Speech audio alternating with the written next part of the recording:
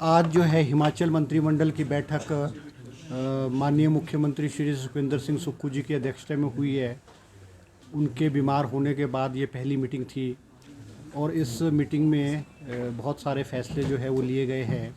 जिनमें से कि सबसे अहम फैसला जो है वो आईपीएच डिपार्टमेंट में मल्टीटास्क वर्कर के जो हैं 4,500 पोस्टें स्वीकृत की गई है। ये आईपीएच डिपार्टमेंट में पैरा फिटर है, पैरा पंप ऑपरेटर है और मल्टीटास्क वर्कर के ये 4,500 पोस्टें स्वीकृत की गई है। इन जो पद हैं, ये जो पोस्टें हैं 4,500, इनको आगे डिवीज़न वाइज जो है वो इसकी एलोकेशन जो है वो आईपीएच मिनिस्टर द्वारा जो है वो की जाएगी।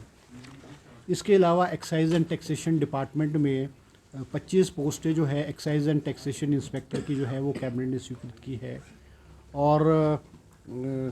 क्योंकि आईपीएच डिपार्टमेंट में इसमें एक्साइज एंड टैक्सेशन में 75 पोस्टें वेकेंट थी, मगर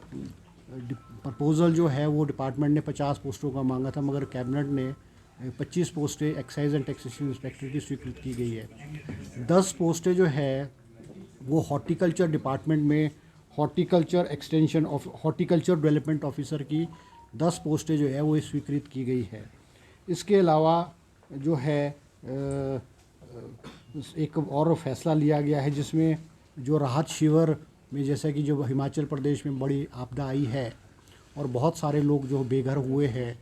और किराए के मकानों में रह रहे थे, तो आज कैबिनेट ने जो है वो उनको जो राहत है, ग्रामीण क्षेत्र में 10,000 रुपये का किराया और ग्रामीण क्षेत्रों में 5,000 किराया और शहरी क्षेत्रों में 10,000 का किराया जो है वो 31 मार्च 2024 तक ऐसे लोगों को जो मिल दिया जाएगा।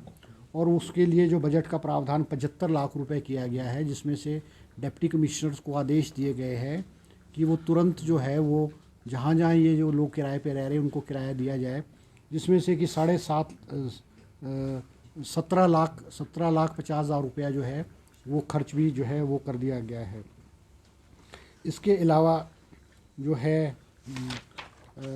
ये ट्रिब्यूनल, हमारा जो एडमिनिस्ट्रेटिव ट्रिब्यूनल है, आज कैबिनेट ने एडमिनिस्ट्रेटिव ट्रिब्यूनल को भी जो है पोस्टें जो है स्वीकृत की है, क्योंकि हमारे चुनावी घोषणा पत्र में हमने ये वायदा किया था कि हम जो है एडमिनिस्ट्रेटिव ट्रिब्यूनल को बहाल करेंगे, क्योंकि पूर्व में कांग्रेस सरकार के समय में एडमिनिस्ट्रेटिव ट्रिब्यूनल काम करता था, मगर भारतीय जनता पार्टी की सरकार बनने के बाद इन्होंने जो है स्टेट एडमिनिस्ट्रेटिव ट्रिब्यूनल को भंग कर दिया था और वहाँ के एम्प्लॉइज़ को हाई कोर्ट में ट्रांसफ़र कर दिया था और बहुत सारे केसेस जो है वो एडमिनिस्ट्रेटिव ट्रिब्यूनल में थे, उसको ट्रांसफ़र करके हाई कोर्ट किया गया है। आज कैबिनेट ने जो है स्टेट एडमिनिस्ट्रेटिव ट्रिब्यूनल को बहाल करने का फ़ैसला किया है और 5 पोस्टें जो है वो सेंक्शन की है, जिसमें से कि एक पोस्ट चेयरमैन की है, एक पोस्ट जो है मेंबर जुडिशल की है और 2 पोस्टें जो है मेंबर एडमिनिस्ट्रेटिव की है और एक पोस्ट जो है वो रजिस्ट्रार की जो है स्वीकृत की है। तो जो स्टेट एडमिनिस्ट्रेटिव ट्रिब्यूनल है, ये भी जल्द जो है वो काम करना जो है शुरू कर देगा। इसके अलावा जो है शिमला डेवलपमेंट प्लान को भी जो है स्वीकृति प्रदान गई है और इसमें जैसे हमारे ग्रीन बेल्ट्स हैं, वो 17 ग्रीन बेल्ट्स थी। शिमला का जो वातावरण है, यहाँ की जो हवा है और यहाँ का पर्यावरण शुद्ध रहे, इसको देखते हुए आज कैबिनेट ने जो है इसमें 8 ग्रीन बेल्ट्स 8 नई ग्रीन बेल्ट्स को भी ऐड किया है, जहाँ पे कंस्ट्रक्शन जो है वो पूरी तरह से जो है बंद कर दी जाएगी। और इसके अलावा कुल्लू के लिए भी जो है डेवलपमेंट प्लान जो है वो कुल्लू के लिए भी आज स्वीकृति प्रदान की गई है। इसी तरह से चौपाल के लिए भी जो है डेवलपमेंट प्लान जो है प्लानिंग एरिया डेवलपमेंट चौपाल के लिए भी इसकी भी स्वीकृति प्रदान की गई है। और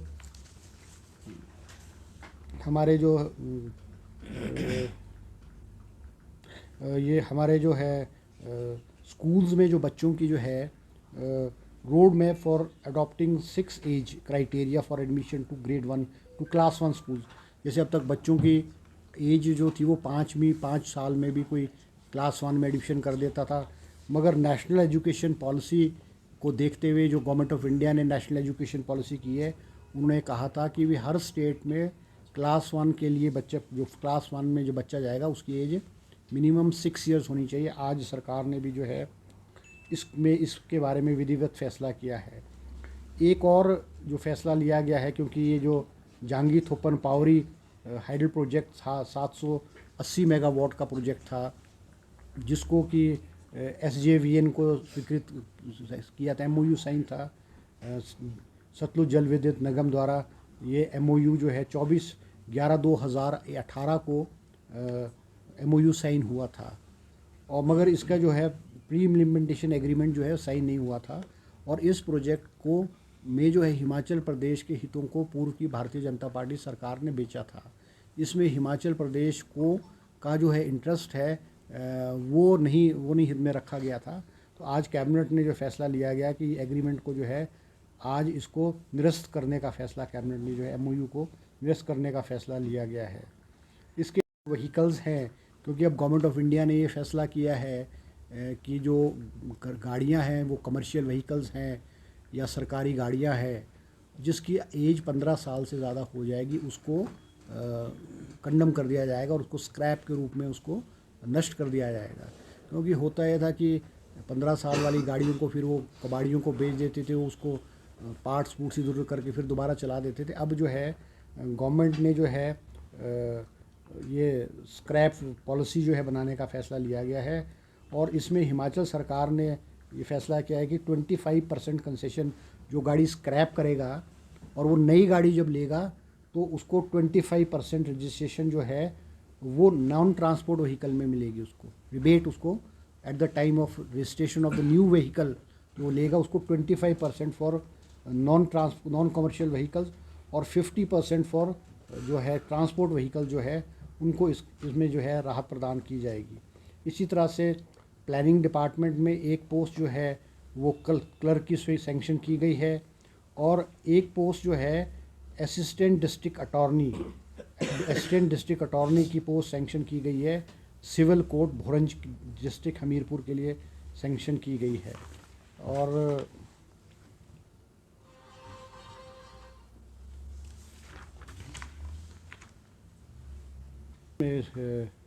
एडवोकेट जनरल के ऑफिस में जो है डेली वेजेस पे 2 पोस्टें जो है क्लास 4 की जो है वो स्वीकृत की गई। इसी तरह से Himachal Pradesh cooperative society rules 1979 में भी जो है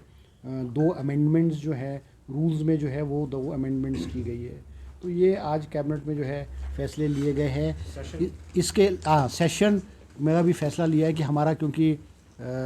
विंटर सेशन जो है वो 1 से लेकर के और वो 23 तारीख तक जो है विधानसभा का जो विंटर सेशन है वो हमारा धर्मशाला में होगा। 5 दिन का जो है ये हमारा सेशन होगा। और इसके अलावा एक आज